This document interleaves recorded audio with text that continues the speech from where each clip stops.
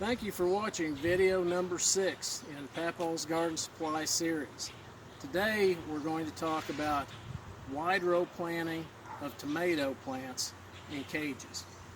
Now, one of the little inventions that I've done, kind of an offshoot of some other people's ideas over the years to utilize space, is that I make my wide rows 42 to 44 inches roughly wide to utilize space. In addition to that, I have these cattle fence cages. They're 20 inches in diameter, which means that they're 10-foot long pieces of wire that then are put in a circle and wire tied together. Anyway, I make these up. They last literally forever. I've got way more than 100 of them.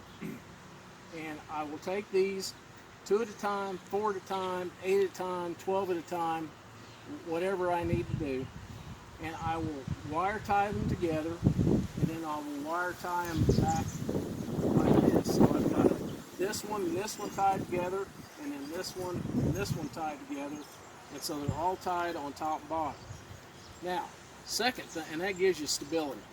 The second thing I do, and I learned this a long time ago because of blackbirds, is that I take this shrink wrap material like you shrink wrap a pallet. I buy a big roll of that once every 15 years, and I will wrap this twice.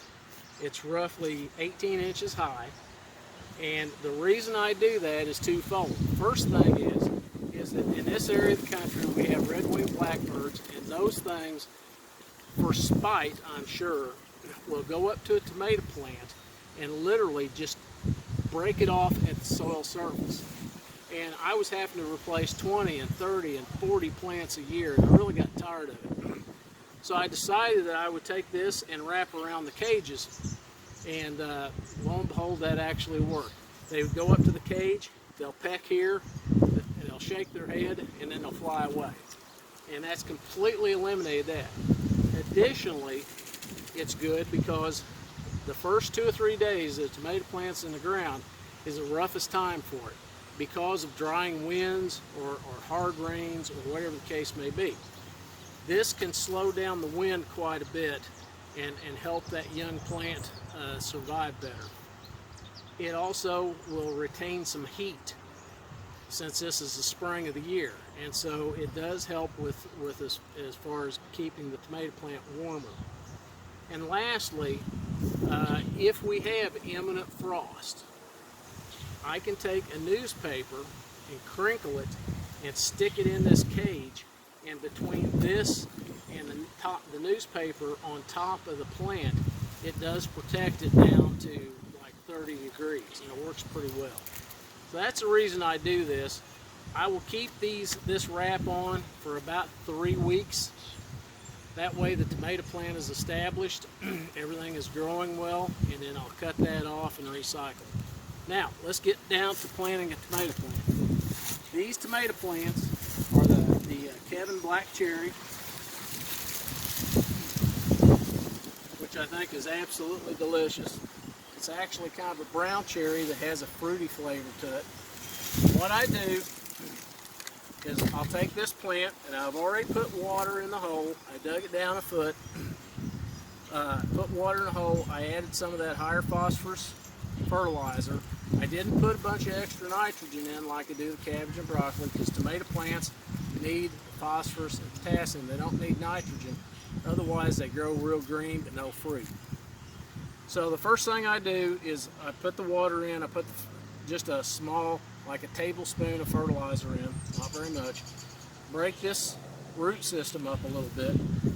I kind of dip it down in here to make sure it's wet, and I'll go ahead and clip these lower leaves. Grab it like that, stick it down in here, and just fill this hole in.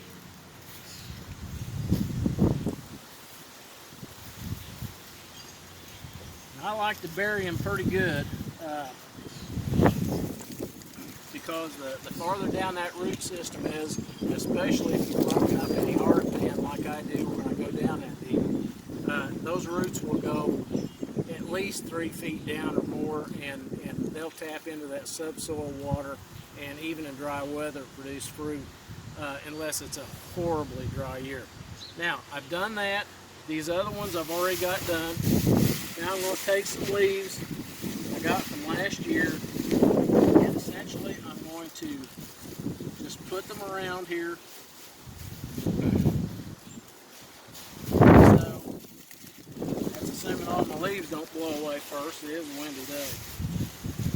Alright, now we're ready to set this cage down. All I'm going to do is put this in like this.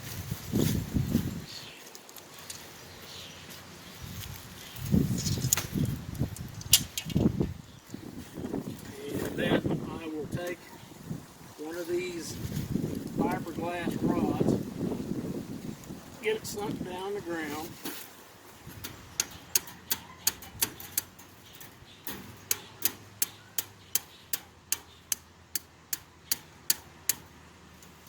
And then, last but not least, we'll put a wire tie on it.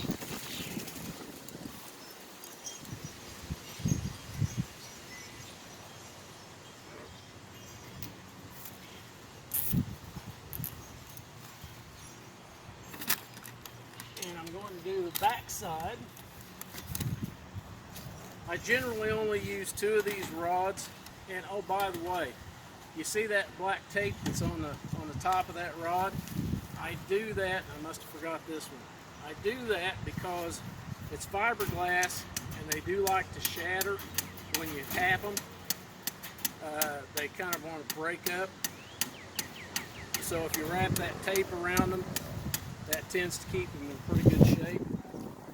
I'll wire tie this other one here in a minute. But you can, this thing's not going to go anywhere.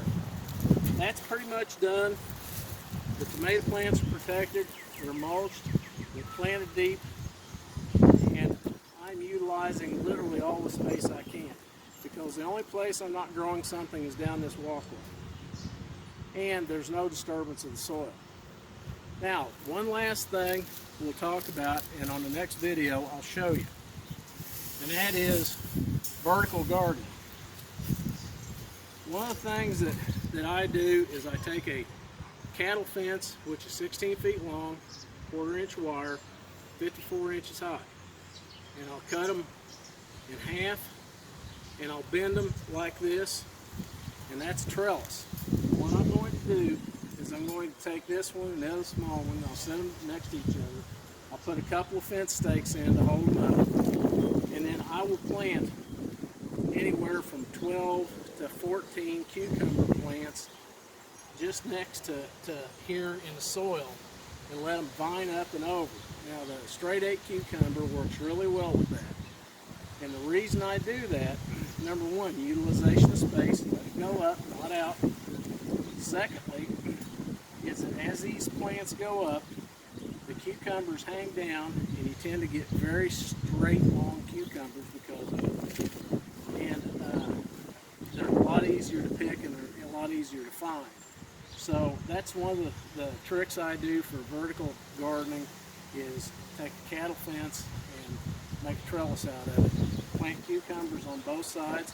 You can do that with pretty much any type of a pole bean, essentially anything that will vine or climb. But again, it's utilization of space so that we can produce as much as we can in the area that we've got. That's all for this segment.